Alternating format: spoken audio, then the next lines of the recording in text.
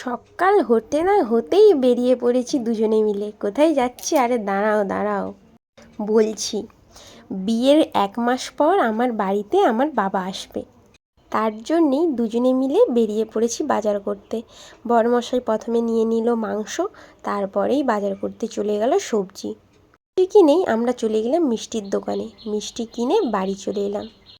তো এখানে সমস্ত রান্না মামনি কমপ্লিট করে দিয়েছে, আর নিয়ে আসছে এই যে খাসির মাংস, আর আমি এখানে পরিবেশন করে দিচ্ছি। একটা মেয়ের কাছে, এই মেয়ের বিয়ের পরে মেয়ের বাড়িতে বাবা এলে যে কী আনন্দ হয় সেটা তোমাদেরকে কি বলবো।